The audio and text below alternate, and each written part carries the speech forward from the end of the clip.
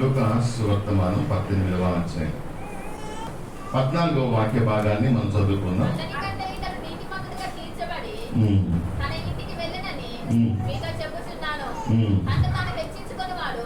ఈ మాటలందరూ కూడా ఆలోచిద్దాం. తన్ను తాను హెచ్చించుకునేవాడా తగ్గింపబడుననియు, తను తాను హెచ్చించుకునేవాడు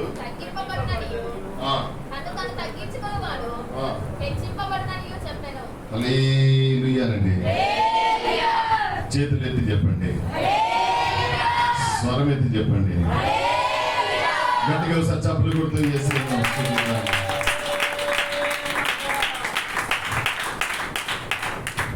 హెచ్చించుకునేవాడు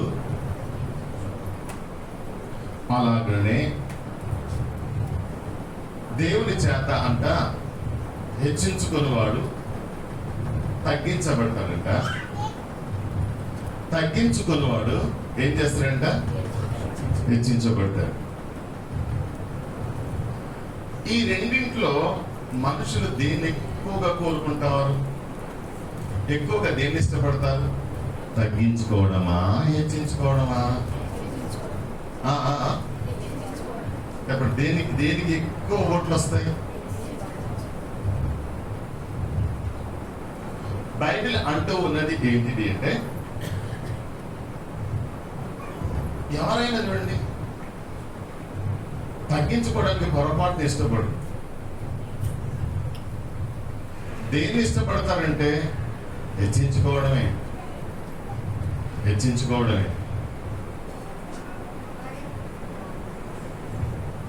ఈ రెండు ఇక్కడ ఉంటది కదా. ఇంకొంతమంది ఉంటారు మూడో రకం.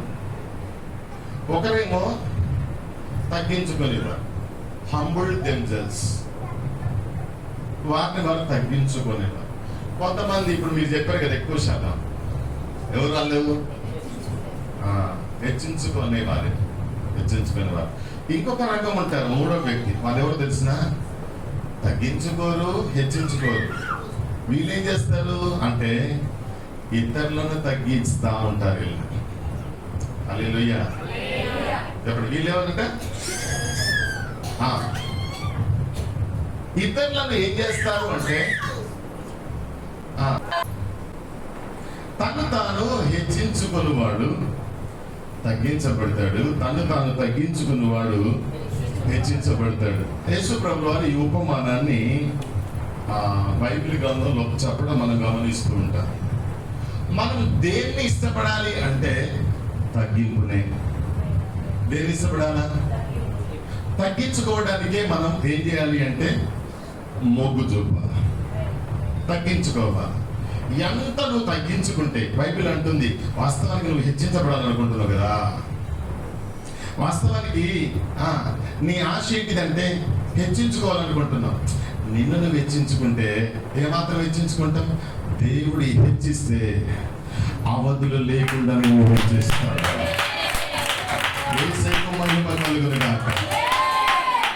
నువ్వు ఆ యొక్క బిజీలో నుండి బయటికి రావాలి. నిన్ను నువ్వు హెచ్చించుకోవడం ప్రక్కన పెట్టాలి, తగ్గించుకోవడంలోనికి రావాలి. స్తోత్రం కలుగును గాక. చాలా మార్లు మనం బాధపడుతూ ఉంటాం.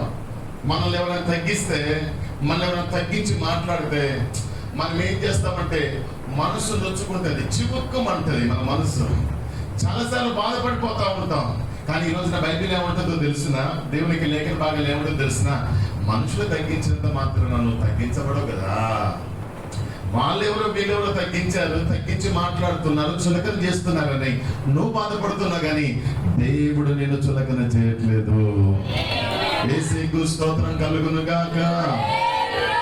బైబిల్ కన్నా తెలియపరుస్తా ఉంది. అన్నలందరూ కూడా అన్నారంట, ఎరా నీకు మేము పెద్దోళ్ళం, నువ్వు చిన్నోళ్ళని, మేమందరం నీకు సాగిల పడాలా. అది వాస్తవానికి వాళ్ళు ఏమంటున్నారు అంటే, వాస్తవానికి పెద్దోళ్ళు చిన్నోళ్ళ దగ్గర ఏం చేయరు అంటే, ఏం చేయరంట? తగ్గించుకోవడం ఇష్టం ఉండదు చిన్నోళ్ళకి, చిన్నోళ్ళ దగ్గర. హల్లెలూయా, హల్లెలూయా. అన్నలకు ఏమి లేదు అంటే తమ్ముని దగ్గర తగ్గించుకోవడం ఏంటి? తమ్ముని దగ్గర సాగిల పట్టడం ఏంటిది? ఈవెన్ తల్లిదండ్రులు కూడా ఏమన్నారు అంటే, తమ్ముడు అంటే చెప్పండి ఎవరు? చిన్నోడు. మాకంటే చిన్నోడు. ఈ రోజున చాలా మంది మనల్ని ఆర్థికంగా చిన్నవారిని, జ్ఞానంలో చిన్నవారిని, లేకపోతే మనకుంటున్న జాబులో చిన్నవారిని ఈ రోజున మనుషులు ఒకవేళ ఇలాగ చిన్న చూపు చూస్తూ ఉంటారు, తగ్గిస్తా ఉంటారు. నువ్వు చిన్నోడివి, నువ్వు బచ్చగాడివి, నువ్వు ఆక్రల్, నీ కుటుంబం ఫలాంది అని చాలా మంది మాట్లాడుతూ ఉంటారు. ఈ యోసేపుల గురించి కూడా అన్నలు ఏమన్నారు అంటే, నువ్వు చిన్నోడివి, నీ ముందు మేము ఏం చేయాలంట అంటే వీళ్ళు సాగిల పడ్డారు, వీళ్ళు తగ్గించుకోవడానికి ఇష్టపడట్లేదు. దేవునికి స్తోత్రం కలుగును గాక.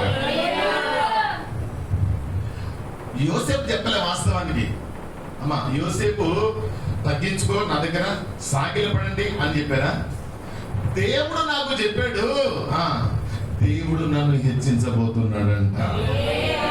ఎవరు హెచ్చించబోతున్నారు? మీరందరూ నన్ను తక్కువ చేస్తున్నారు, మీరందరూ నన్ను తగ్గిస్తూ ఉన్నారు. నేను చిన్నవాడిని, నన్ను చిన్నవాడిని నువ్వు చూస్తున్నావు, కానీ నా దేవాది దేవుని యొక్క దృష్టిలో మీ అందరికంటే నేను గొప్పవాడిగా దేవాది దేవుడు చూస్తూ వచ్చాడు. స్తోత్రం కలుగును గాక. హల్లెలూయా. కాబట్టి ఈ రెండిట్లో తగ్గించుకోవడం, హెచ్చించుకోవడం, మనుషుల దగ్గర ఈ రెండు ఉన్నాయి. అలాగే దేవుని దగ్గర కూడా ఈ రెండు ఉన్నాయంట. యేసుకు చెప్పండి స్తోత్రం కలుగును గాక. కీర్తనకారుడు కీర్తన గ్రంథంలో ఈ విధంగా చెప్తూ ఉన్నాడు. 75వ కీర్తన, ఇది కూడా మీ అందరికీ తెలిసిన మాట. 75వ కీర్తన 7వ వాక్య భాగాన్ని మనం చదువుకుంటూ ఉన్నాం. వినండి, ఆయన దేవుని గురించి అక్కడ చెప్తున్నాడు. దేవుడు అంట తీర్పు తీరుస్తాడు. దేవుడు అంట ఒకరిని ఏం చేస్తాడంట? చెప్పండి ఏం చేస్తాడంట? అందరు చెప్పొచ్చు కదా, వెనకాల కూర్చుందని చెప్పొచ్చు కదా. చూసారా, వాళ్ళ నోట్లో నుంచి మాట్లాడలేదు. దేవుడు అంట ఒకరిని తగ్గిస్తాడంట. దేవుడు ఒకరిని ఏం చేస్తాడంట? ఇప్పుడు మనం మాట్లాడుకుందాం. ఎవరిని తగ్గిస్తాడు, ఎవరిని హెచ్చిస్తాడు? నెంబర్ 1, ఎవరైతే వారిని వారు హెచ్చించుకుంటారో వాళ్ళని ఏం చేస్తాడంటే దేవుడు. అది అంటే మనుషుడు ఏ విధంగానైతే మనుషుడు ఈ రెండింటిని కలిగి ఉంటాడో, తగ్గించుకోవడాన్ని ఆయన ఎంపిక చేసుకుంటాడు, లేకపోతే హెచ్చించుకోవడాన్ని ఆయన ఎంపిక చేసుకుంటాడు కదా. ఈ రెండు దేవుని దగ్గర కూడా ఈ రెండు ఉన్నాయంట. చెప్పండి, ఏ రెండు ఉన్నాయి దేవుని దగ్గర? చెప్పండి నీ దగ్గర ఉన్న రెండే ఆయన దగ్గర కూడా ఉన్నాయి. నువ్వు కలిగి ఉంటున్న తగ్గించుకోవడం, తగ్గింపు, అలాగే హెచ్చింపు అనేది మనం కలిగి ఉన్నాం కదా. అది దేవుని దగ్గర కూడా ఉన్నాయంట. స్తోత్రం కలుగును గాక. దేవుడంట ఒకరిని హెచ్చిస్తూ ఉన్నాడంట, ఒకరిని ఏం చేస్తున్నాడంట. ఇప్పుడు చెప్పండి, ఎవరిని దేవుడు హెచ్చిస్తూ ఉన్నాడు? ఎవరైతే తన్ను తాను ఏం చేస్తా ఉన్నారు? ఇతరులను తగ్గించేవాడిని కాదు. ఈ రోజున ఇతరులను తృణీకరించేవాడిని కాదు దేవుడు హెచ్చించేది. ఎవరైతే బైబిల్ అంటూ ఉన్నది, హెచ్చించుకోకుండా తగ్గించుకున్న వారిని దేవాది దేవుడు హెచ్చిస్తూ ఉన్నాడు. ఎవరైతే వారిని హెచ్చించుకుంటారో ఏం చేస్తారంటే దేవుడు ఆటోమేటిక్ ఏం చేస్తారంటే వారిని. ఇప్పుడు మనం చెప్పండి, తగ్గించబడదామా, హెచ్చించబడదామా? మనకి ఇష్టం లేనిది తగ్గించబడతాం కదా. మనుషులు తగ్గిస్తేనే మనం గింజుకుంటామే. మనుషులు తగ్గిస్తేనే, మనుషులు తక్కువ చేసి మాట్లాడితేనే ఇట్లా అంటామే. మరి దేవుడు తక్కువ చేస్తే, దేవుడు తగ్గిస్తే ఈ రోజున అది దారుణంగా ఉంటుంది కదా. బైబిల్ అంటూ ఉన్నది ఏంటిది అంటే, యోసేపునంటే దేవుడే హెచ్చించాడు, ఆమెలందరూ ఆయన ఎదురు సాగిల పడినట్లుగా ప్రభు చేశాడు. దేవునికి స్తోత్రం కలుగును గాక. ఎందుకో తెలిసిన, యోసేపులో తగ్గించుకునే స్వభావం ఉంది. దేవునికి స్తోత్రం కలుగును గాక.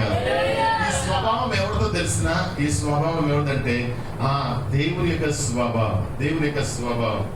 ఒక రోజున మన భారతదేశానికి మిషనరీగా వచ్చినటువంటి డాక్టర్ విలియం కేరీ గారు, ఆయన కలకత్తాకు వచ్చాడు. ఆయన వాస్తవానికి మిషనరీగా రాకముందు ఒక విశ్వాసి, ఒక సంఘానికి చక్కగా నమ్మకంగా ఉండేటటువంటి ఒక ఆత్మీయుడు. విలియం కేరీ గారు మిషనరీగా రాకముందు, ఈ లోకంలోనికి అంటే మన ఇండియాకు మిషనరీగా రాకముందు, ఆయన వృత్తిరీత్యా ఒక సంఘ విశ్వాసి, సంఘంలో చాలా మంచి ప్రార్థనా పరుడు, చాలా ఆత్మీయుడు. ఒక రోజున తన సంఘంలోనంట ప్రార్థన చేస్తున్నారంట. పలాని భారతదేశానికి సువార్త అందలేదు, కొన్ని ప్రాంతాలకి ఇంకా సువార్త చేరలేదు, అక్కడ ఉంటున్న వారికి రక్షణ ప్రకటించడానికి ఎవరైనా వెళ్తే బాగుండు అని చెప్పి అందరూ కూడా ప్రార్థన చేస్తున్నారంట. హల్లెలూయా.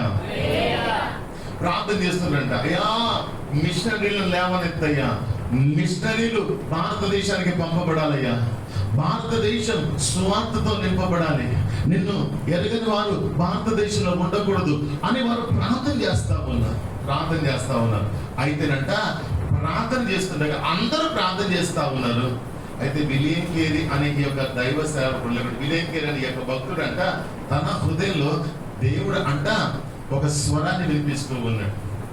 నువ్వే ఎందుకు వెళ్ళకూడదు, నువ్వే మిషనరీగా ఎందుకు భారతదేశానికి వెళ్ళకూడదు అని. ఆయన అన్నాడంట, నేనెట్లా వెళ్తానయ్యా, నాకు చదువు లేదు, నేను ఒక ఏం చేస్తాడు, షూ మేకర్ గా పని చేసుకునేవాడు. షూ మేకర్ అంటే చెప్పులు కుట్టుకునే వృత్తి. నేను అసలు మిషనరీకి వెళ్ళడానికి నేను దేంతో పోల్చుకుంటే అవుతుందయ్యా అని చెప్పేసి అంటే దేవుడు అంట అతనిలో భారాన్ని కలిగజేశాడు. కాబట్టి మిషనరీగా మన కలకత్తాకు భారతదేశానికి విలియం కేరీ గారు వచ్చారు. హల్లెలూయా, హల్లెలూయా. కొత్తగా ఒక ప్రాంతానికి ఒకరు వెళ్తే ఎన్ని పాటలు పడాలి కదా. ఆయన ఇంకేంటిది అంటే ఆయనకు భాష రాదు, ఇక్కడ వస్త్రధారణ ఇవన్నీ కూడా ఆయనకు చాలా విచిత్రంగా ఉంది. మొత్తానికి అయితే ఇక్కడికి వచ్చి ఆయన ఏం చేశాడు అంటే భాష నేర్చుకొని చాలా తిప్పలు పడ్డాడు. మీకు తెలిసిన ఆయన చేసిన త్యాగం మామూలు త్యాగం కాదు. మన భారతదేశానికి వచ్చి మిషనరీ ఉండడాన్ని బట్టి కట్టుకున్న భార్య చచ్చిపోయింది, పిచ్చిదైపోయింది. ఆవిడ చచ్చిపోయింది, పిచ్చిదైపోయింది. కళ్ళ ముందే 2 కొడుకులు చచ్చిపోయారు, ఒక్కడే మిగిలిపోయాడు. దేవుని కొరకు, సువార్త కొరకు, ఆత్మల రక్షణ కొరకు, యేసయ్య ప్రేమను అనేకులకు తెలియజేయడం కొరకు కొంతమంది వారి జీవితాలు, వారి కుటుంబాలు పోగొట్టుకున్నారు. ఈ రోజున మనం పోల్చుకుంటే కంఫర్ట్గా వస్తున్నాం, కూర్చుంటున్నాం, ఏదో 2 మాటలు వింటున్నాం, వెళ్తున్నాం, ఏ భారం లేకుండా. మరలా ఆదివారం రోజున వస్తే వస్తాం, లేకుంటే లేదు. కానీ ఈ రోజు మనం వింటున్న ఈ సువార్త, ఈ రోజు మనం కూర్చుంటున్నటువంటి ఈ ఆలయాలు చాలా మంది త్యాగాల ద్వారా మాత్రమే ఇది మనకు జరుగుతూ వచ్చింది. స్తోత్రం కలుగును గాక. హల్లెలూయా. చాలా మంది వారు త్యాగం చేశారు. ఇప్పుడు ఏమైపోయిందంటే ఒక రోజున ఎలాంటి వ్యక్తి అంటే ఎంత త్యాగం చేసి ఎంత నష్టపోయి దేవుని కొరకు అయినా తన దేశానికి వెళ్లకుండా భారతదేశంలో ఉంటున్న వ్యక్తి ఒక రోజున ఒక మందిరాల్లోనికి ఇలాగనే దేవునికి వాక్యాన్ని అందించడానికి ఆహ్వానించబడితే అక్కడ ఉంటున్నటువంటి ఒక వ్యక్తి అంట ఆయన్ని ఆ మందిరంలో ఆయన పరిచయం చేయడానికి ఒక వ్యక్తి వచ్చాడంట. ఆయనను కొంతమందికి ఈర్ష్య ఉంటది కదా, కొంతమంది చూస్తే ఎందుకో తెలియదు, వాళ్ళు చూస్తే అసూయ, వాళ్ళు చూస్తే మత్సరం కలుగుతూ ఉంటది, వాళ్ళు చూసి తట్టుకోలేదు, వాళ్ళు వేసుకున్న బట్టలు చూసి తట్టుకోలేరు, ఇప్పుడు వాళ్ళు చూసి కొంతమంది తట్టుకోలేరు కదా. ఇప్పుడంట అందులో ఆయనకి ఎందుకు అట్లా అనిపించిందో ఇప్పుడు వచ్చేసి ఆయన గురించి అన్నాడంట, దైవ సేవకులు కాదు, ఎవరినైనా కించపరిచినట్టుగా మాట్లాడకూడదు. ఒకసారి ఆ ప్లేస్ లో నువ్వు పెట్టుకో, అదే మాటలు నిన్ను నువ్వు అనుకో, ఇతరులు నిన్ను అన్నట్లుగా పోల్చుకో, నీకు ఎలా అనిపిస్తుంది అమ్మా? ఇతరులకైతే బాధ అనిపిస్తుందా? నువ్వు ఇతరులకైతే ఇప్పుడు నీకే బాధ అనిపిస్తుంది. ఇతరులు అంటే ఆ మాటలు ఇతరులకు బాధను కలిగించవా అన్నాడంట. ఇప్పుడు మన మధ్యలో ఒక అయ్యగారు వచ్చారు. ఆయన ఎవరో తెలిసిన చెప్పులు కుట్టుకున్నట్టు అయినా, చెప్పులు తయారు చేసేట అయినా అని చెప్పాడంట. హల్లెలూయా. అప్పుడంట అయ్యగారు అంట ఏం చెప్పాలి చెప్పండి, ఏం చెప్పాలి? అయ్యో, నన్ను ఇంతగానో పిలిచి వాళ్ళకంటే అవమానిస్తారా? నేను ఇక్కడ వాక్యం చెప్పు అని వెళ్ళిపోవాలి. వాస్తవానికి చాలాసార్లు మనం చేసేది అంతే.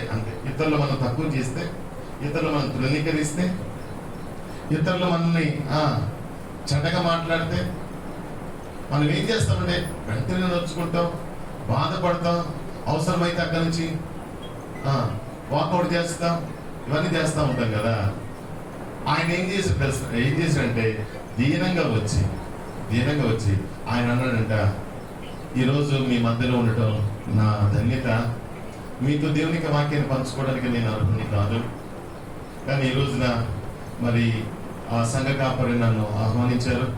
మరి ఈ రోజు నన్ను ఇంటర్వ్యూ చేసిన ఈ వ్యక్తి నన్ను గురించి చాలా ఎక్కువగా చెప్పాడు. వాస్తవానికి ఆయన చెప్పినట్లుగా నేను చెప్పులు తయారు చేసే వ్యక్తిని కాదు. I'm not a shoe maker. నేను చెప్పులు తయారు చేసే వ్యక్తిని కాదు. ఆఫ్టర్ ఆల్ చెప్పులు సెకండ్ హ్యాండ్ చెప్పులు ఉంటాయి కదా, తెగిపోయిన చెప్పులు ఉంటాయి కదా, విరిగిపోయిన చెప్పులు ఉంటాయి కదా, వాటిని రిపేర్ చేసేటటువంటి ఒక ఆఫ్టర్ ఒక అనామకుని అన్నారంట. దేవునికి స్తోత్రం కలుగుగా. నేను షూ మేకర్ని కాదు, నేను చెప్పులు తయారు చేసే వ్యక్తిని. నేను చెప్పులు తయారు చేసుకునే వాటిని కాదు, తయారు చేసే వ్యక్తిని కాదు. తెగిపోయిన వాటిని, పాడైపోయిన వాటిని బాగు చేసే వ్యక్తిని మాత్రమే, రిపేర్ చేసే వ్యక్తిని అన్నాడంట. అది అంత అక్కడ ఉన్న వారిలోనంట ఆ తగ్గింపు అంట అనేకుల కనులకు చెమ్మగిలేటట్లుగా ప్రభు వాడుకున్నాడంట. దేవునికి స్తోత్రం కలుగుగా. అంత తగ్గించుకొని అక్కడ వాక్య పరిచర్య చేసిరంట. ఈ రోజు నాకు తగ్గింపు మనలో కనపడాలి. స్తోత్రం కలుగుగా. ఒక ఆత్మీయుడిలో ఒక దైవికమైన వ్యక్తి అని ఏం కనిపించాలి అంటే, ఇదిగో దేవుని యొక్క మనసు ఇదిగో మనలో కనిపించాలి. దేవుని యొక్క మనసు ఏంటిది ఒకసారి చూద్దాం. ఫిలిప్పీ పత్రిక 2వ అధ్యాయం. ఫిలిప్పీ పత్రిక మీకు ఇది కూడా బాగా తెలుసు. ఫిలిప్పీ పత్రిక 2వ అధ్యాయం 8వ వాక్య భాగం చదువుతూ ఉన్నారు.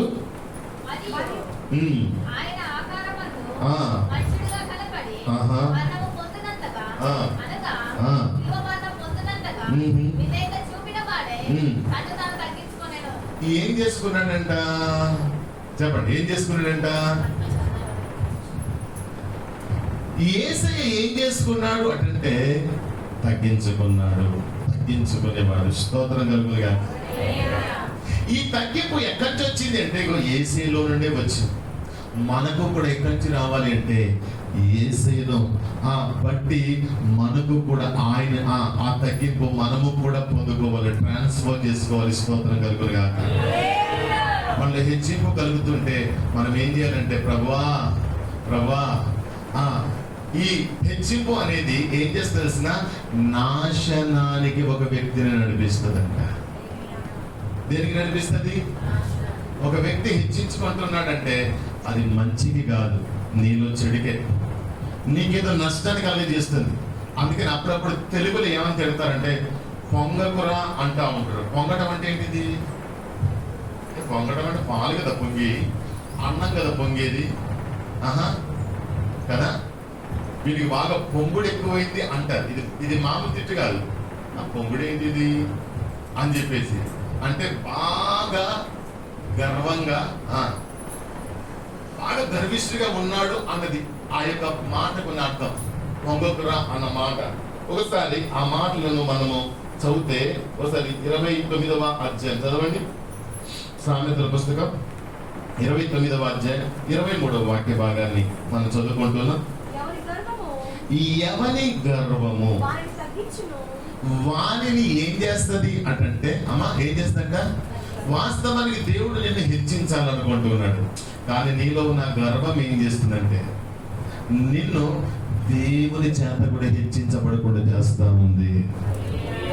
ఈ రోజున నన్ను దేవుడు హెచ్చించాలనుకుంటున్నాడు, మనల్ని దేవుడు హెచ్చించాలనుకుంటూ ఉన్నాడు. మనం ఉంటున్నటువంటి ప్రాంతంలో, మనం చేసేటటువంటి పనులలో దేవుడు మనకు హెచ్చింపును కలగజేయాలనుకుంటూ ఉన్నాడు. స్తోత్రం కలుగును గాక. ఒక గుర్తింపును కలగజేయాలనుకుంటున్నాడు. స్తోత్రం కలుగును గాక. కానీ ఈ రోజున ఆ హెచ్చింపు కలగకుండా, ఆ గుర్తింపు కలగకుండా ఎవరో కాదంట చేస్తుంది. ఎవరో కాదంట. కొన్నిసార్లు మనం చెప్పుకున్నాం కదా, ఇతరులను తగ్గించేది కొన్నిసార్లు మనుషులు, కానీ ఈ రోజున వాళ్ళను వాళ్ళే తగ్గించుకుంటున్నారంట. దేని బట్టి అంటే మనం చూస్తూ ఉన్నాం. ఏంటి తెలుసా? పొంగుడు అన్నాను చూసారా? గర్వం. దాన్ని బట్టి ఏం చేస్తున్నది అంటే ఇదిగో వారే తగ్గించుకుంటూ ఉన్నారంట. దేవునికి చెప్పండి స్తోత్రం కలుగును గాక. కాబట్టి ఈ రోజున మనం ఏం తెలుసుకోవాలి అంటే, మనం తగ్గించే గర్వమును మనము కలిగి ఉండకపోదుము గాక. మన నాశనం చేసే గర్వానికి మనం చోటు ఇవ్వకపోదుము గాక.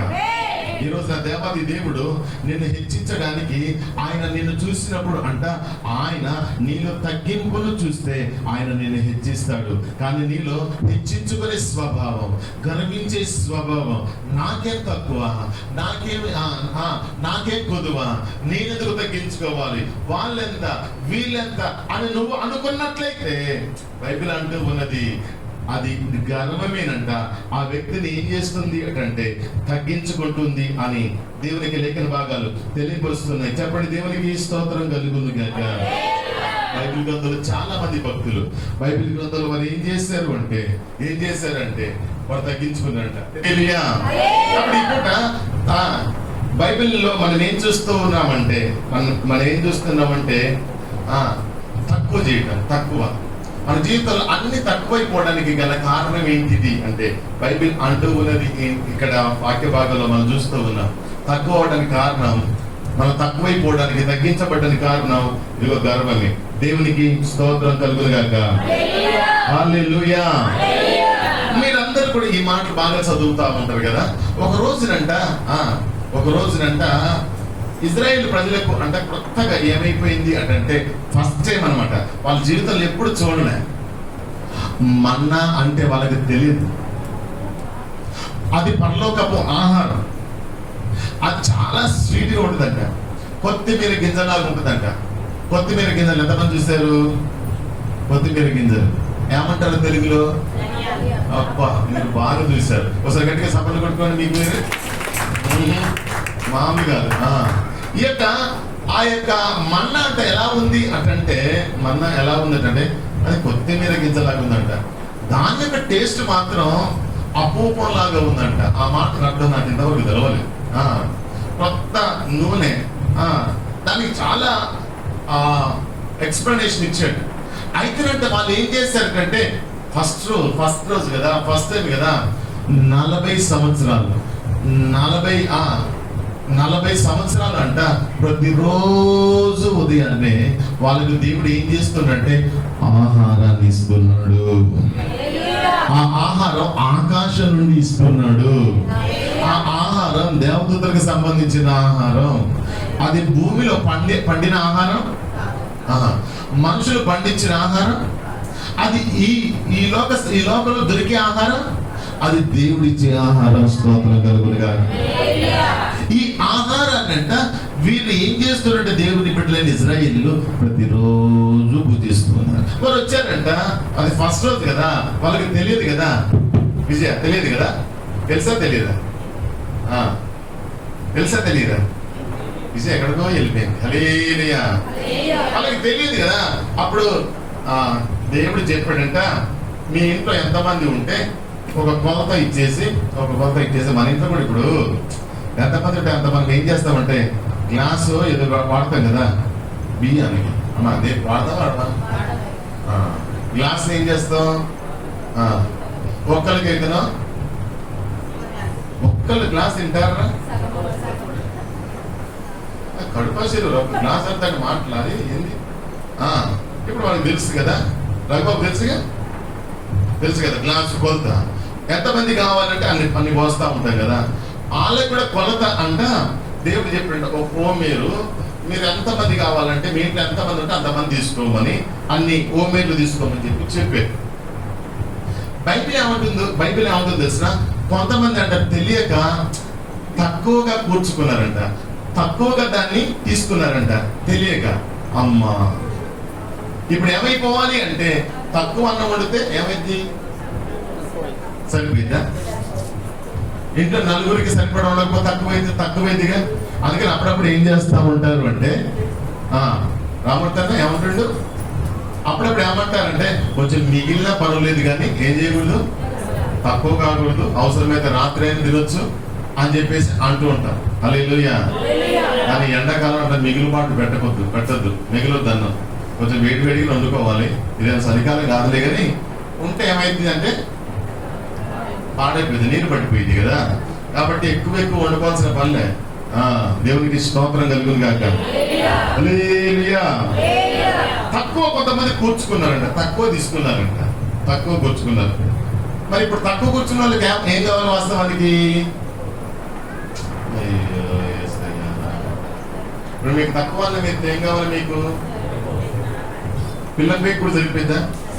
ఇంకా మాంసం కూర ఉన్నప్పుడు మీకు ఒకే గంట ఒక ఏమంటారు ఒక గంటే అన్నం వేశారు అనుకోండి, మనం వాళ్ళ కిందికి చూస్తాం. ఏంటిది? చికెన్ కూరలో ఒక గంట అన్నం వేసి తినమని చెప్తున్నాం. ఏంటిది అంటే తక్కువ వేస్తే మనకి ఏం కాదంటే సరిపోదు కదా. కొంతమంది అంటే ఎక్కువగా దాన్ని స్టోర్ చేసుకున్నారంట. బైబిల్ ఈ విధంగా తెలియపరుస్తా ఉంది. నిర్గమకాండం 16వ అధ్యాయం 17వ వాక్య భాగం 18వ వాక్య భాగాన్ని మనం చదివితే, ఇశ్రాయేలీయులు అట్లు చేయగా కొందరు హెచ్చుగాను, కొందరేమో ఎక్కువగా కూర్చుకున్నారంట, కొందరేమో తక్కువగా కూర్చుకున్నారంట. హెచ్చుగా కూర్చుకున్న వానికి ఇప్పుడు ఏం కావాలంటే వాస్తవానికి ఎక్కువ అన్నం పెడితే మిగలాల. కానీ ఎక్కువగా కూర్చుకున్న వానికి ఏం కాలేదు అంటే అది ఎక్కువగా మిగలలేదంట. తక్కువగా కూర్చుకున్న వానికి తక్కువ కాలేదంట. గట్టిగా చప్పులు కొట్టు ప్రభువు స్తోత్రం చేద్దాం. స్వరమెత్తి హల్లెలూయా అందాం. ఈరోజు మనం తీసుకునే మాట ఏంటిది అంటే, నేను ఎవరు తక్కువ చేయాలనుకున్నా నువ్వు తక్కువ కాలేవు. స్తోత్రం కలుగును గాక. నీకేది తక్కువ కాదు. స్తోత్రం కలుగును గాక. నీ ఘనత నీకే దేవుడు ఇస్తాడు. నీ డిగ్నిటీని దేవుడు నీకే ఇస్తాడు. నీ స్థితిని తగ్గించడానికి ఎవరు ప్రయత్నం చేసినా వారి వల్ల అది అవ్వదు. యేసుకు స్తోత్రం కలుగును గాక. ఎక్కువగా కూర్చుకున్న వానికి ఎక్కువ కాలేదు, తక్కువగా కూర్చుకున్న వానికి తక్కువ కాలేదు అన్న వాగ్దానాన్ని, అక్కడ అన్న మాటలను మనం అక్కడ చూస్తూ ఉన్నాం. దేవునికి స్తోత్రం కలుగును గాక. చాలా విషయాలు నేను చెప్పాలంటే ఇదిగో మరి, కానీ నేను ముందుకు వెళ్ళాలనుకుంటున్నాను. ఈ రోజున తక్కువైన స్థితి మనది కాదు. ఈ రోజున తక్కువైనటువంటి స్థితిని మనం చూస్తూ ఉంటాం. మేము మొన్న ఇల్లందుకు వెళ్తే ఏది గ్యాస్ గోడనికి వెళ్ళాం అన్నమాట. గ్యాస్ గోడనికి వెళ్తే అక్కడ అంతా మన మొక్కలే, మన ఊరోళ్ళు బోర్డు ఎంతమంది మీరు చూసి ఆయన ప్రెసిడెంట్ గారు అంటున్నా. ప్రెసిడెంట్ అమ్మా మీరు చెప్పింది. అందరూ మనలే, మన కాలనీ వాళ్ళు, ఇంకా మన ఊర్లో తండ వాళ్ళు, పక్కన పేరు వాళ్ళు అందరూ కనిపిస్తా ఉన్నారు. ఏంటిది అంటే ఇప్పుడు గ్యాస్ కొరత ఏర్పడిందంట. నీకు కూడా ఏర్పడిందా? అవునా? అక్కడ ఉన్న వాళ్ళు ఏం చెప్తున్నారు అంటే, వాస్తవానికి గ్యాస్ అందరికి సరిపడినంత ఉంది, కానీ కొంతమంది ఏం చేస్తున్నారంటే ముందు చూపు ఎక్కువై ఏం చేస్తా ఉన్నారంటే వాళ్ళు ఇప్పుడు ఏం చేస్తా ఉన్నారు, ఉన్నదానికంటే కూడా. ఇప్పుడు వాస్తవానికి ఇంట్లో గ్యాస్ లేక కాదు, మీ ఇంట్లో ఇప్పుడు గ్యాస్ ఉందా లేక కాదు. చాలా మంది కూడా అంటే గ్యాస్ లేక కాదు, ఏది ఆ గ్యాస్ గోడౌన్ దగ్గరికి వచ్చింది. ఎందుకు? ఎక్స్ట్రా కొరకు. గ్యాస్ ఇప్పుడు రావట్లేదంటే కదా, గ్యాస్ దొరకట్లేదంటే కదా, ఆ ప్రాపగండా అది విని ఏం చేస్తుంటే అమ్మో షార్టేజ్ రావద్దు, షార్టేజ్ రావద్దు అని చెప్పేసి ఏం చేస్తున్నారు ఎక్కువ అదే బ్యాచ్ చేయగారు అన్నారు. హల్లెలూయా. అంతా అదంతా ఏంటంటే చెప్పండి, వాస్తవానికి షార్టేజ్ గా తక్కువ కాలేదు, తక్కువే లేదంట. నేను ఈ మాట అన్నప్పుడు షార్టేజ్ అంటే ఇది పొట్టి వయసా అన్నట్టుగా, వాస్తవానికి అంటే తక్కువ ఏంటిది, అది తక్కువైపోయింది. ఇదంతా కూడా ప్రభుత్వ వైఫల్యం. ప్రభుత్వం ఎందుకు తక్కువైపోయింది మనందరికీ కూడా తెలుసు కదా. మన దేశం గ్యాస్ను ఎగుమతి చేసుకుంటారు. మన దేశంలో గ్యాస్ దొరకదు, వేరే దేశాల నుండి మనకి గ్యాస్ రావాలి.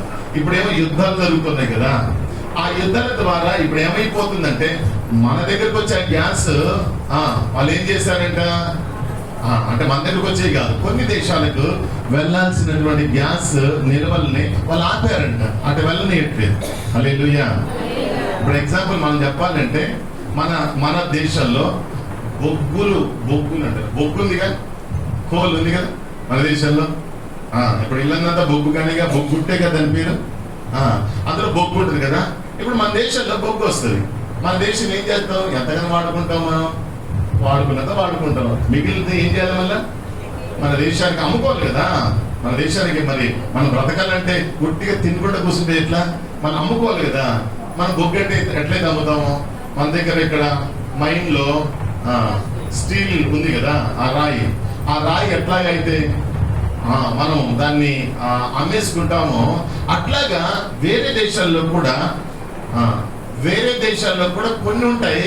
అవి ఇప్పుడు మన దేశం దగ్గర నుంచి బొగ్గును వేరే దేశస్తులు కొనుక్కుంటారు. మీకు తెలుసా, మన దేశం నుండి వేరే చైనా దేశం, మిగతా దేశస్తులు మన దగ్గర ఉన్న బొగ్గు ఇవన్నీ కొనుక్కుంటూ ఉంటారు. అలాగే వేరే దేశంలో ఉంటున్నవి కూడా మనం కొనుక్కుంటుంటాం. అదే గ్యాస్, పెట్రోల్ ఇవన్నీ కూడా మన దేశంలో లేవు కాబట్టి ఇప్పుడు మనం కొనుక్కునే గ్యాస్ కాస్త మనకు వస్తుందిలే దేవుని దయ వల్ల.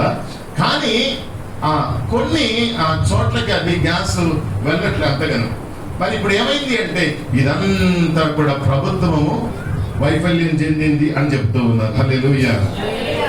కాబట్టి ఇప్పుడు ఏమైపోయిందంటే వైఫల్యం చెందింది అంటే ఏమైపోయిందంటే అది కొంచెం ఇచ్చేదానికంటే కొంచెం తక్కువైంది అనమాట. ఇంతకుముందు గుట్టిగానే ఇచ్చేవాళ్ళు, ఇప్పుడు అట్లా కాకుండా ఏం చేస్తూ ఉన్నారు అంటే ఇప్పుడు ఏం చేస్తూ ఉన్నారంటే బుక్ చేసుకున్న 15 రోజులకు బుక్ చేసుకున్న తర్వాత బుకింగ్ మధ్యలో ఇంత డిస్టెన్స్ అని చెప్పి ఇప్పుడు వాళ్ళు ఏం చేస్తూ ఉన్నారంటే ఆ డిస్టెన్స్ ని బట్టి ఇస్తూ ఉన్నారు. హల్లెలూయా. ఇక్కడ మనం ఏం తెలుసుకుంటూ ఉన్నామంటే బైబిల్ గ్రంథంలో కూడా మన దేవుడు ఎవరు అంటే మన జీవితంలో ఏదైతే తక్కువైపోతుందో, ఏదైతే తగ్గిందో దేవుడు దానిని ఆయన ఫుల్ఫిల్ చేసే దేవుడు అయితూ ఉన్నాడు. స్తోత్రం కలుగును గాక. బైబిల్ గ్రంథంలో ఒక ఊరుంది, ఆ ఊరు పేరు కానా. చెప్పండి అందరు, కానా అని చెప్పండి. కానా అంటే భోజనం కాదు, మళ్ళా కానా అని మరి నేను హిందీలో తిట్టాను అనుకోకండి. కానా అంటే అది ఊరి పేరు. హల్లెలూయా. తర్వాత సోనా అనండి అంటే పండుకోవటం. మీరు పండుకునేరు తిన్న తర్వాత అది ఊరి పేరు. కానా అనేది అది గలిలియా అనే రాష్ట్రంలో పాలస్తీనా దేశంలో ఉండే ఒక ఊరు. ఆ ఊరి పేరే కానా. ఈ కానా అనే ఊర్లోనంట ఒక వివాహం జరుగుతుంది. వాస్తవానికి ఆ వివాహంలో ఏమైపోయింది అంటే ఏం షార్టేజ్ అయింది అంటే ఆ యొక్క వివాహంలో ద్రాక్ష రసం అనేది అక్కడ కొరతగా ఉంది, తక్కువగా ఉంది. అంటే తక్కువగా ఉంటే ఓకే, అసలు పూర్తిగానే అక్కడ లేదండి. మీరు ఆ మాట చదివితే ఏంటంటే ద్రాక్ష రసము అయిపోయినప్పుడు అంటే తక్కువగాలే, అసలు పూర్తిగానే డెడ్ అయిపోయింది, పూర్తిగానే లేదు. అది మామూలు అవమానం కాదండి. స్తోత్రం కలుగునుగా. హల్లెలూయా. ద్రాక్షరసం అయిపోయింది, పూర్తిగా అయిపోయిందంట. కొంచెం తక్కువైతేనే మనం తట్టుకోలేకపోతున్నాం కదా, కొంచెం తగ్గితేనే, కొంచెం తక్కువైంది అంటేనే అమ్మో తక్కువైంది అని అనుకుంటాం. అసలు పూర్తిగా అయిపోతే అక్కడ ఉంటున్న వాళ్ళ టెన్షన్ అంత ఇంత కాదు. హల్లెలూయా. హల్లెలూయా. అలా మనందరికీ కూడా తెలిసిన ఏంటిది అంటే యేసు క్రీస్తు ప్రభు వారు ఏదైతే తగ్గిందో, ఏదైతే పూర్తిగా అక్కడ వైఫల్యం చెందిందో, ఏదైతే పూర్తిగా అయిపోయిందో దానిని ఆ యొక్క వివాహమునకు ఆయన సమృద్ధిగా ఇచ్చాడు. దేవునికి స్తోత్రం కలుగును గాక. మీరు అక్కడ చదివితే ఏం కనిపిస్తుంది అంటే మొదటి దానికంటే రెండవది తర్వాత వచ్చిందంట చాలా రుచికరమైనదిగా ఉండింది. స్తోత్రం కలుగును గాక. యేసయ్య ఒక సూచక క్రియను చేశాడు, ద సైన్ ఆఫ్ జీసస్. మొదటి సూచక క్రియ. సూచక క్రియ అంటే అద్భుతం కాదు, సూచక క్రియ అంటే ఒక గుర్తు. దేవుడు దేన్నో చూపించడానికి ఒక గుర్తుగా, సైన్ గా, ఒక గుర్తుగా ఈ యొక్క కార్యాన్ని జరిగించాడంట. దేవునికి స్తోత్రం కలుగును గాక. దేనికి గుర్తుగా ఆయన ఈ కార్యం జరిగించాడు? ద్రాక్ష రసం అయిపోయింది. దాన్ని దేనికి గుర్తుగా చెప్పాల్సిన, నేనే నిజమైన ద్రాక్షవల్లిని.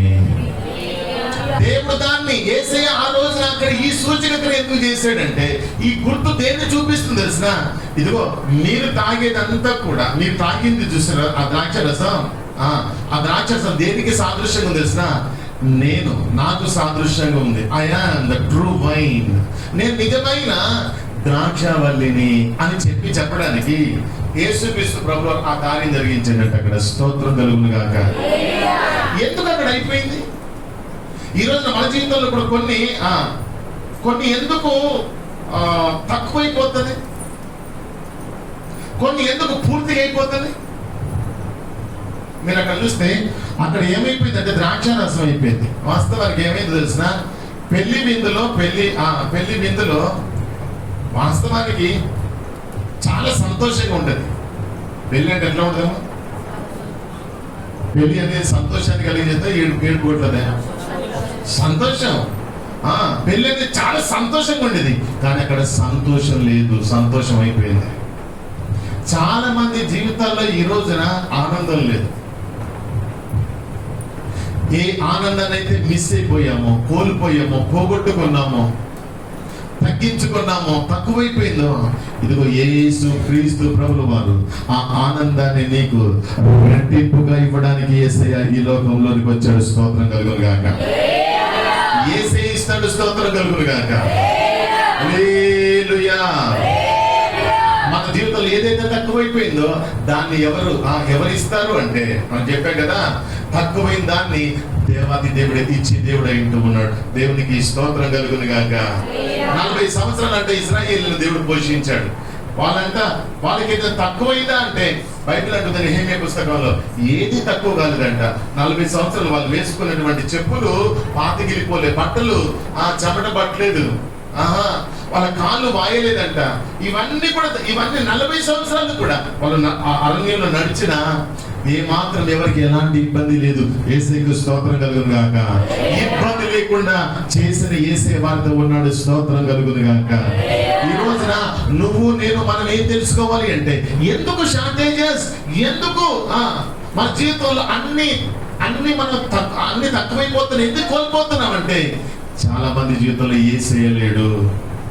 ఆ పెళ్లిలో మీరు చదివితే ఆ పెళ్లిలో తక్కువైపోయిన ఆ ద్రాక్ష రసాన్ని, పూర్తిగా అయిపోయిన ఆ ద్రాక్ష రసాన్ని ఇవ్వడానికి ఎవరు ఆ పెళ్లిలో ఉన్నారు అంటే యేసయ్య. స్తోత్రం కలుగును గాక. పెళ్లి అంటే ఒక కుటుంబాన్ని చూపిస్తుంది. ఈ రోజు కుటుంబంలో ఎవరు ఉండాలి అంటే, మన కుటుంబంలో దేవుడు ఉండాలి. హల్లెలూయా. ఎవరు ఉండాలి మన కుటుంబంలో? యేసయ్య ఉండాలా. మన కుటుంబంలో యేసయ్య ఉండాలి.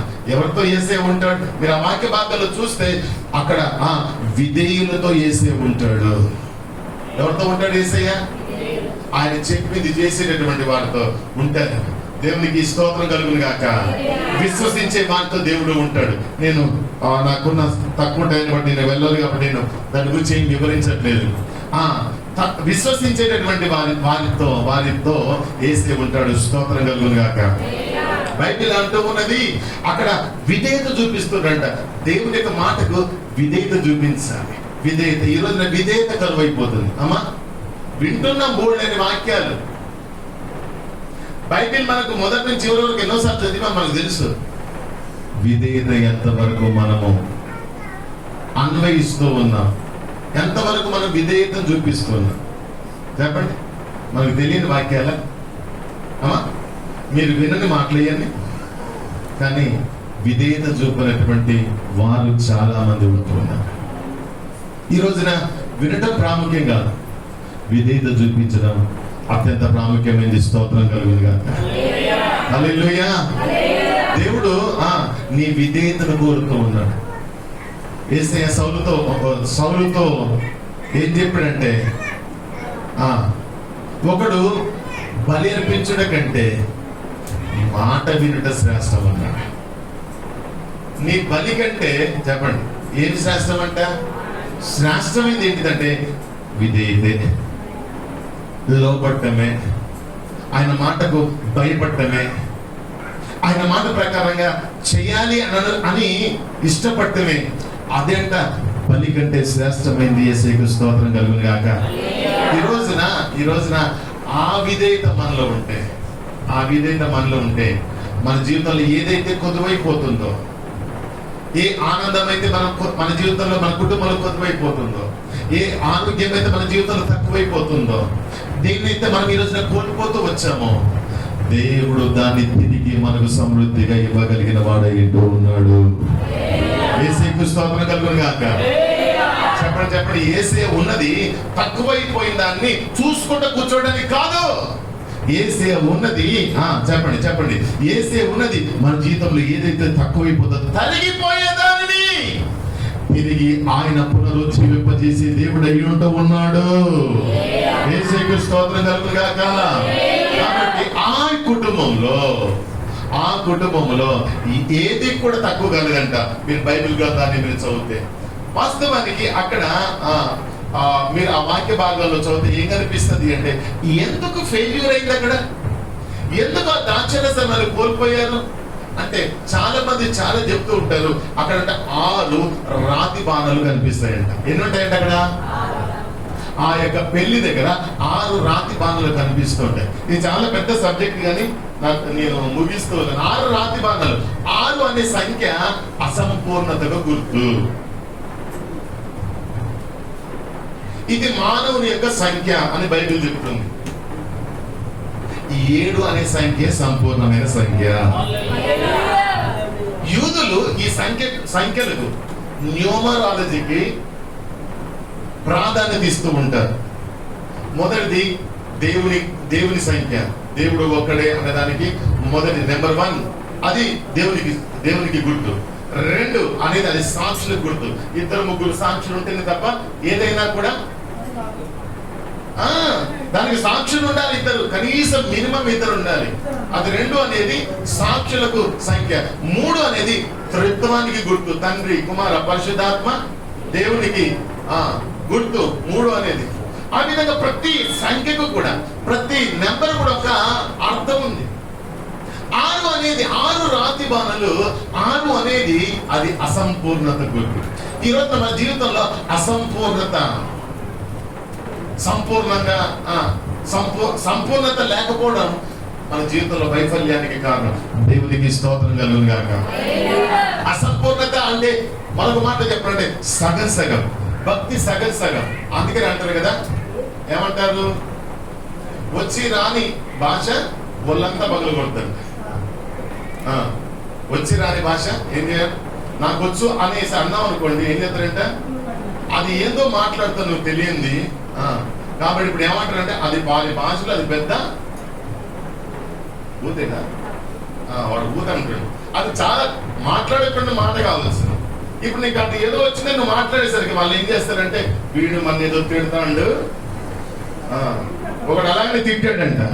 వాడంట హిందీలో తిడుతూ ఉన్నాడని ఆ స్కూల్లో ఉంటున్నటువంటి ఒక అమ్మాయి అంట చెప్పిందంట సార్ దగ్గరికి వెళ్ళి, సార్ వీడు నన్ను హిందీలో తిడుతున్నాడు సార్ అంటున్నాడు. ఎందుకు తెలుగు రాదా అంటే, వచ్చు అంటే హిందీ నేర్చుకునే కదా సార్, హిందీలో తిడదామని హిందీలో తిడుతున్నా అని చెప్పి హిందీలో ఏమని తిప్పాడమ్మా అనేసి అంటే, ఇది రాయే అన్నాడంట. అది ఆమెకు బాగా తిట్టులా కనిపించిందంట. వీడు అన్నాడంట, అరే నీకు హిందీ వచ్చా అక్కడికి వెళ్ళు అన్నదాన్ని ఏమంటారు చెప్పురా అన్నాడంట. హిందీ నీకు బాగా వచ్చు కదా, ఏముంది సార్ నేను అక్కడికి వెళ్ళి ఇద్దరు ఏ అంటారు సార్ అన్నాడంట. అదేందిరా ఇప్పుడు అక్కడికి వెళ్ళంటే ఉదర్ జాగే అనాలా, ఏమన్నా ఉదర్ జావో ఇదర్ రావో కానా కావో అని అనాలి. వాస్తవానికి నువ్వేందిరా ఇక్కడికి రమ్మంటానికి ఇదరాయే ఇదరావో అన్నావు, మరి అక్కడికి వెళ్ళడానికి ఏదో ఒకటి చెప్పాలి కదా అంటే వీడే అక్కడికి వెళ్ళంట ఏం చెప్తాడంట అంటే నీకు ఎదరాయే తప్ప వేరేది ఏది రాదారా అంటే అదొక నేర్చుకున్న సార్ ప్రస్తుతం దాన్ని ప్రాక్టీస్ చేస్తాను. ఇక్కడి నుంచి ఇక్కడికి, ఇక్కడి నుంచి అక్కడికి, అక్కడి నుంచి ఇక్కడికి. హల్లెలూయా. అంటే సగం సగం భక్తి చాలని దుప్పటి లాంటిదంట. హల్లెలూయా. దుప్పటి చాలకపోతే ఏం చేస్తుంది, దోమలు బాగున్నాయి అనుకోండి, కాళ్ళు కప్పుకుంటే మొఖాన్ని కొడతాయి, మొఖాన్ని కప్పుకుందాం అనుకుంటే కాళ్ళకు రాత్రంతా నిద్రే. సగం సగం భక్తి కూడా అలాంటిదేనంట. కాబట్టి అసంపూర్ణత ఈ రోజున మనలో ఉండకూడదు. స్తోత్రం చెప్పండి. అసంపూర్ణంగా కాదు, మనము పరిపూర్ణులముగా మార్చబడుదుము గాక. మన దేవుడు పరిపూర్ణుడు, స్తోత్రం కలుగును గాక. మన దేవుడు సంపూర్ణుడు, స్తోత్రం కలుగును గాక. ఆరు అనేది ఏంటిదో తెలిసిన అసంపూర్ణత. ఈ రోజున ఏది అసంపూర్ణంగా ఉంది? విశ్వాసం అసంపూర్ణంగా ఉందా? మన ఆత్మీయత అసంపూర్ణంగా ఉందా? ఏది ఈ రోజున అసంపూర్ణంగా మన జీవితంలో ఇంకా పూర్తి కాలేదు? ఈ రోజున దానిని మనం సరి చేసుకున్నట్లయితే మన బ్రతుకుల్లో కూడా, మన కుటుంబంలో కూడా ఏదైతే తక్కువైపోతున్నాయో ఆ ద్రాక్షరసం మన జీవితంలో, ద్రాక్షరసం ఈ రోజున మన జీవితంలో ఆనందం, ఈ రోజున మన జీవితంలో ఆశీర్వాదం, ఈ రోజున మన జీవితంలో అది ఆరోగ్యం, ఏది తక్కువైపోతుంది ఈ రోజున దానిని దేవాది దేవుడు ఈ రోజున తీర్చాలంటే అసంపూర్ణత మనలో కనపడకపోను గాక. చెప్పండి, దేవునికి స్తోత్రం కలుగును గాక. వారంట సంపూర్ణ విధేయత చూపించారు. హల్లెలూయా. ఎలా చూపించారంట? ఆ రాతి బాణలన్నీ నింపండి అంటే ఆ రాతి బాణలన్నింటినీ కూడా ఏం చేస్తున్నారు? వాళ్ళు అంటారు, అయ్యో ఇన్ని వద్దులేండి. కొంతమంది చెప్తా ఉంటారు కదా, ఏమంటారు? ఇది చెయ్యి అంటే సాయంకాలం చేస్తానయ్య గారు. ఎప్పుడు చేస్తారంటే మీరు చెప్పండి, మీ పిల్లల గురించి చెప్పండి. తర్వాతనా? అదే తర్వాత ఏమంటారు? ఇప్పుడు చేయమంటే ఎప్పుడు చెప్తాం? చాలాసార్లు మన జీవితంలో కూడా మనం కూడా దైవికమైన విషయాలను నిర్లక్ష్యం చేయొద్దు. స్తోత్రం అనండి. నేడు నేను నీ ఇంట ఉండాలి జక్కయ్య అంటే ఏమన్నాడు జక్కయ్య? సర్లే, ఇంటికి పోయిన తర్వాత నీకు ఫోన్ చేస్తానే, నువ్వు ఉండాలని అంతగానో కోరుకుంటున్నావు కాబట్టి నీకు బాగానే ఉంది మా ఇల్లు చూడాలని. సర్లే, ఇంటికి పోయిన తర్వాత చెప్తాలే నేను అన్నాడా? మనమైతే ఏం చెప్తాం? ఈ వారం కాదు నయ్య గారు, వచ్చే వారం పెట్టుకుంటా గారు ప్రార్థన. ఈ వారం రాలేక నయ్య గారు, నాకు బాగా పనులు ఉన్నాయి, వచ్చే వారం వస్తా. వచ్చే వారం నువ్వు ఉంటావు కొడతావు, ఏమని తెలుసు? అందరు ఇప్పుడు మనకంటే ముందు పోయిన వాళ్ళు అందరూ కూడా వాళ్ళు అనుకున్నారా మేము పోతామని అనుకున్నారా? తెలియదు కదా. ఇప్పుడు నేను ఇళ్ళకి వెళ్తున్నా ఆరాధనకి, రెండవ ఆరాధనకి, ఏమో తిరిగి క్షేమంగా వస్తానో రానో నాకేం తెలుసు, మీకేం తెలుసు, ఎవరికేం తెలుసు? తెలియదు కదా. మనము ఏది చేసినా దేవుని యొక్క విషయాల్లో రేపు తర్వాత అన్న మాట రావద్దంట. నేడే దాన్ని మనం కంప్లీట్ చేయాలా? ఇప్పుడే అనుకూలమైన సమయం. స్తోత్రం చెప్పండి. ఇదే అనుకూలమైన సమయం, ఇదే రక్షణ దినం అని ప్రభు చెప్పాడు. స్తోత్రం కలుగును గాక. వెంటనే అసంపూర్ణత మన జీవితంలో ఏది ఉండద్దు, అవిధేయత మన జీవితంలో అవిధేయత ఉండద్దు. వెంటనే విధేయత చూపించాలి. నింపండి అంటే నింపుతూ ఉన్నారు. స్తోత్రం కలుగును గాక. నింపి కాసేపు కొంచెం అలసట తీసుకుంటున్నాయి కదా, కొంచెం అలసట తీరని కొంచెం నింపుతాం కానీ అల్లే. ఈ రోజున మనలో అవిధేయత ఉండకూడదన్నది దేవుడు మనకు జ్ఞాపకం చేస్తున్నాడు. స్తోత్రం కలుగును గాక. ఇప్పుడు చేయాల్సింది ఈ రోజు చేయాల్సింది ఈ రోజే. దేవుని విషయంలో మనము జాగరూకత కలిగి ఉండొద్దు. అలక్ష్యం మన జీవితంలో ఉండకూడదు. స్తోత్రం కలుగును గాక.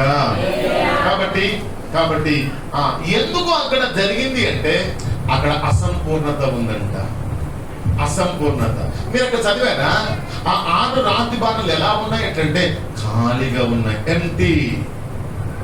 Empty vessels. 6 రాతి బాణలు ఎలా ఉన్నాయంట? వాస్తవానికి యూదులకు ఒక ఆచారం ఉంటుందంట. యూదులకు నా ఆచారం ఏంటో తెలిసిన, యూదులకు మందిరంలోకి ఇప్పుడు మీరు వచ్చారు కదా, మందిరానికి ఎలాగ రాకూడదంట వాస్తవం. మందిరానికి ఎలాగా వాళ్ళు రారు, ఓకే మనంగా వాళ్ళు రారు.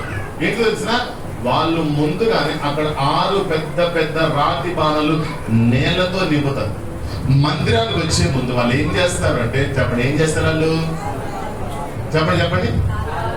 మీరు ఎప్పుడు వెళ్ళి వచ్చారు వాళ్ళ దగ్గరికి? మీరు బాగానే చెప్తూ ఉన్నారు. ఈ రోజు ఏమైందో తెలిసిన, ఈ రోజున ఫ్యాషన్ ఎక్కువైపోయి బూట్లతోనే వాడు ఇంట్లోకి వచ్చేస్తా ఉన్నాడమ్మా. దేంతో వస్తా ఉన్నాడు?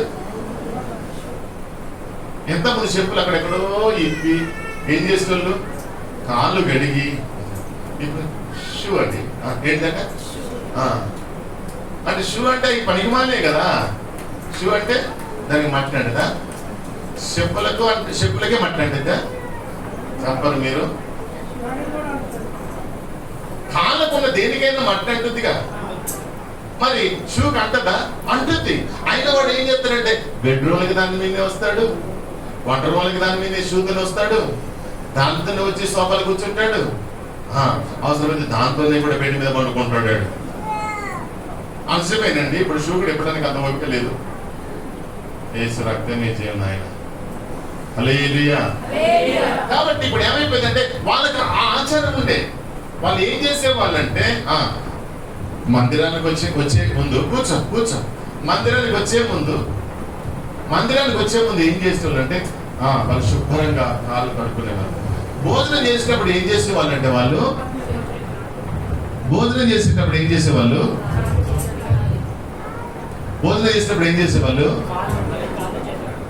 అమ్మా కడుక్కుంటారా? కొన్నిసార్లు ఏం కాదులే ఒకరోజు కడకపోతే. చేతులు కడుక్కో, ఏం కాదులే అమ్మా ఒకరోజు ఎక్కపూట కడకపోతే ఏం కాదు. ఏందిరా రోగాలు వస్తాయిరా చేయి కడుక్కోకుండా? హల్లెలూయా. అంటే మీకు తెలుసును కానీ వాష్రూమ్కి వెళ్ళి వచ్చిన తర్వాత శుభ్రంగా మన లెఫ్ట్ హ్యాండ్ని సబ్బు పెట్టో లేకపోతే ఏంటిది హ్యాండ్ వాష్ పెట్టో శుభ్రం చేసుకోవాలి. కొంతమంది అంటే ఇంతకుముందు, మరి ఇప్పుడు కొంచెం అవేర్నెస్ వచ్చింది అనుకుంటున్నాను కానీ, మరి అవేర్నెస్ కొంతమంది ఇంకా తెచ్చుకోలేదు. వాష్రూమ్కి వెళ్ళి వచ్చి అలాగనే పుట్టిన చేతితో వాటర్తో కడుక్కున్నాడే కుదరదు. దాంట్లో బ్యాక్టీరియా ఉంటుంది, హానికరమైనవి ఉంటాయి. అట్లాగనే నువ్వు ఊరికి వచ్చేసి మామూలుగా అన్ని వస్తువులు ముట్టుకుంటే అన్నింటిలో అయ్యే వచ్చేస్తాయి. ఇప్పుడు ఏది ముట్టుకున్నది చేతులు కట్టుకునేవారు వాళ్ళు. హల్లెలూయా. శుద్ధీకరించుకునేవారు. హల్లెలూయా. వాళ్ళకు ఈ యొక్క శుద్ధీకరణ పట్ల చాలా ఉండేది. శుద్ధీకరించుకోకపోవడం అపవిత్రత. కాబట్టి వాళ్ళు ఏం చేసుకునేవాళ్ళు అంటే పవిత్రీకరించుకునేవారు, పవిత్రత వారు కోరుకునేవారు, పరిశుద్ధపరుచుకునేవారు. ఇక్కడ మనం తెలుసుకోవాల్సిందంటే, వాళ్ళు బాహ్య శుద్ధి కోరుకునేవారు, వాళ్ళ శరీరాన్ని శుభ్రం చేసుకునేవారు, శుద్ధి చేసుకునేవారు. అయితే మన దేవుడు మన హృదయాన్ని అంతరంగాన్ని ఆయన శుద్ధి చేసే దేవుడు అయితూ ఉన్నాడు. చెప్పండి యేసుకి స్తోత్రం కలుగును గాక. నీళ్ళ లోపల చెప్పండి, నీళ్ళ లోపల యేసయ్య ఏం చేశాడు అంటే, ఆ నీళ్ళ లోపల ఉన్న నీళ్లను ఆయన ద్రాక్షరసంగా చేశాడు. స్తోత్రం కలుగును గాక. లోపల జరిగిందా బయట జరిగిందా? లోపల చేశాడా అద్భుతాన్ని? బయట చేశాడా? ఆ లోపల ఆ పాత్ర, అందరేమో బయట పాత్రలు శుభ్రం చేస్తూ ఉన్నారు, కానీ యేసయ్య లోపల దాన్ని శుద్ధీకరిస్తూ వస్తున్నాడు. స్తోత్రం కలుగును గాక. కాబట్టి ఈ పూట మన జీవితంలో ఏది ఎందుకు తక్కువైపోతుంది అంటే, శుద్ధీకరణ మిస్ అవుతుందేమో. బాహ్య శుద్ధి ఓకే, ఒకవేళ మన మనసుని శుద్ధీకరించుకోలేకపోతున్నామేమో, మన మనసును మన ఆలోచన శుద్ధీకరించుకోలేకపోతున్నామేమో. వాళ్ళు శుద్ధీకరణకు ప్రాముఖ్యత ఇచ్చేవారు. మీకు తెలిసిన మీరు ధర్మశాస్త్రం ఏం చెప్తూ ఉంది అంటే, ధర్మశాస్త్రం ఏం చెప్తూ ఉంది అంటే, చనిపోయినటువంటి వ్యక్తిని ఏం చేయరు అంటే, చెప్పండి, చనిపోయిన వ్యక్తిని ఏం చేయరు అంటే, ముట్టుకున్నప్పుడు వాళ్ళు ఏం చేయాలి? ఖచ్చితంగా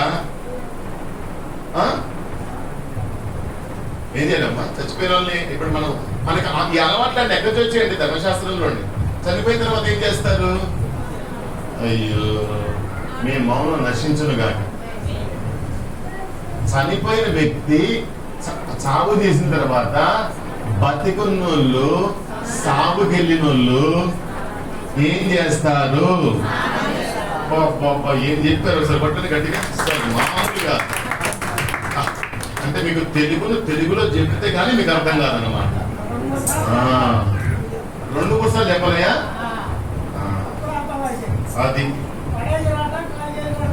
అది పడేసి వచ్చిన తర్వాత ఏం చేస్తారంటే అట్లాగనే చేయాలి. ఏం చేస్తారు? శుభ్రంగా మొత్తం స్నానం చేయాలి. మొత్తం శుభ్రంగా తలంపులు స్నానం చేసేస్తారు. వీళ్ళకి యూద మతం ధర్మశాస్త్రంలో కూడా ఏం చెప్తుంది అంటే, ధర్మశాస్త్రంలో అలాగ చేసుకోకపోవడం అంటే స్నానం చేసుకోనంత వరకు వాడు అపవిత్రుడే, శుద్ధీకరించుకోనంత వరకు వాడు పాపియే, అపవిత్రుడే. వాడు శుద్ధీకరించుకోవాలి. దేవునికి స్తోత్రం కలుగును గాక. రక్తస్రావం జరిగినప్పుడు కూడా వీళ్ళు ఎలాగ భావించేవారు అంటే, వీళ్ళు ఎలాగ అపవిత్రులుగానే భావించేవారు. రోగం ఉంటుంది చూసారా? ఏదైనా ప్రసవం అంటారు కదా, డెలివరీ అయింది చూసారా?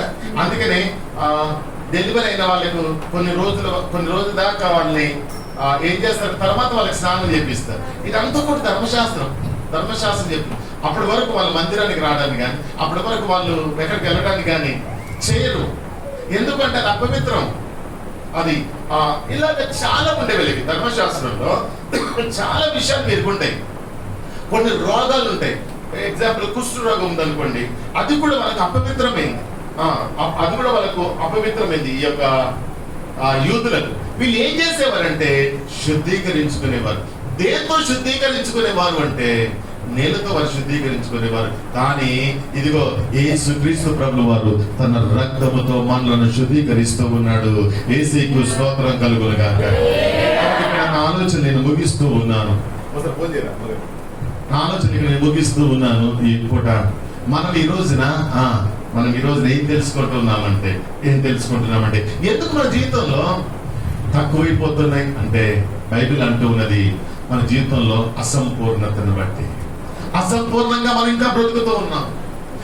మనలోనికి ఇంకా పరిపూర్ణత రాలే, ఇంకా సంపూర్ణంగా మనం ఇంకా పర్లే. ఇంకా అయ్యా సంపూర్ణతలోనికి నేను రావాలయ్యా, నీ స్వారూప్యము నాలో కలగాలయ్యా, నువ్వు కోరుకుంటున్నటువంటి ఆ వ్యక్తిగా నేను నీకు మార్చబడాలి ప్రభువా, నన్ను మార్చండి. ఇప్పటి వరకు కూడా మనం ఇంకా కోరుకోవట్లేదు. కాబట్టి ఆ సంపూర్ణత మనలో తొలగిపోయినప్పుడు మన జీవితంలో ఇదిగో ఆ తక్కువైపోయింది. ఏదైతే మన జీవితంలో ఉండాలో అవన్నీ కూడా దేవదేవుడు మనకు అనుగ్రహిస్తారు. స్తోత్రం కలుగును గాక. ఆ యొక్క పెళ్లిలోనంట 6 అని ఆ యొక్క రాతి బాణలు ఉండడాన్ని బట్టి, అసంపూర్ణంగా ఆ యొక్క అసంపూర్ణత ఉండడాన్ని బట్టి ఆ పెళ్లిలో షార్టేజ్ ఏర్పడింది, కొరత ఏర్పడింది. కాబట్టి ఈరోజు మన కొరతలన్నీ కూడా తీర్చేవాడు మనం ఆరాధించుతున్న యేసయ్య. స్తోత్రం కలుగును గాక. హల్లెలూయా. అసంపూర్ణతను బట్టి మన జీవితంలో మనం కొరతలు కలిగి ఉన్నామేమో, కానీ ఈ రోజున ప్రభు వైపులోకి తిరిగితే, ప్రభువుకు లోబడితే, ప్రభువుకు చోటిస్తే, ఈ రోజున మన జీవితంలో ఏది కొరబడినా దాన్ని అంతటి కూడా ఆయన ఫుల్ఫిల్ చేయగలిగిన దేవుడు అయితే ఉన్నాడు. ప్రార్థన చేద్దాం. అందరూ కూడా కళ్ళు మూసుకుందాం. అందరూ కూడా ప్రార్థన చేద్దాం రండి. మనం అందరూ కూడా ఈ పూట మన జీవితంలో ఏది తక్కువ కాకూడదు, అది ప్రభు కోరిక. ఈ రోజున మన దేవాది దేవుడు మన జీవితంలో ఏది తక్కువైనా దానిని మనకు ఆయన సంపూర్ణంగా ఇచ్చే దేవుడు అయితూ ఉన్నాడు. కాబట్టి ఆ రోజున ద్రాక్షరసం అక్కడ తక్కువైపోయిందంట, పూర్తిగా అయిపోయిందంట. ద్రాక్షరసం లేదు వారి జీవితంలో. లేని ఆ ద్రాక్షరసాన్ని యేసయ్య వారికి అనుగ్రహించారు. ఈ రోజున నీ జీవితంలో ఏది కొరవైంది? ఈ రోజున నువ్వు దేన్ని పోగొట్టుకుంటూ ఉన్నావు? ఏది పోగొట్టుకోబడింది? ఆనందం ఈ రోజున మన జీవితంలో తగ్గిందా? ఈ రోజున మన జీవితంలో ఆరోగ్యాన్ని మనం పోగొట్టుకున్నామా? మనశ్శాంతి కరువు అయిపోయామా? ఏ కరువు ఈ రోజున ఉంది? ఈ రోజున చాలా మంది ఇగో గ్యాస్ కరువు అయిందండి, ఇంకోటి ఏదో తక్కువ అయిపోయింది, అదేదో షార్టేజ్, ఇదేదో షార్టేజ్, ఇవన్నీ తాత్కాలికమే. కానీ ఈ రోజున నీ జీవితంలో ఈ రోజున అంతకంటే శ్రేష్టమైనవి ఈ రోజున కొదువైపోతూ ఉన్నాయి. ప్రభు అంటూ ఉన్నాడు, ప్రభు అంటూ ఉన్నాడు, ఆ కొద్దులన్నీ నేను తీరుస్తాను. ఆ కొద్దులన్నింటినీ కూడా నేను ఈ రోజున సంపూర్ణంగా మారుస్తాను. ఏది తక్కువ కాకుండా నేను చేస్తాను. ప్రభువా నువ్వు గొప్ప దేవుడు అయ్యా. అడుగుదాం అందరం కూడా. హల్లెలూయా, హల్లెలూయా, హల్లెలూయా. ఈ లోకమంతనే వెదకినా నాకు లేదయ్య ఎక్కడా ఆనందం. నీ సన్నిధిలో ఒక్క క్షణం గడిపినా హృదయం పొంగే. అందరూ చప్పట్లు కొడదాం. నీలోనే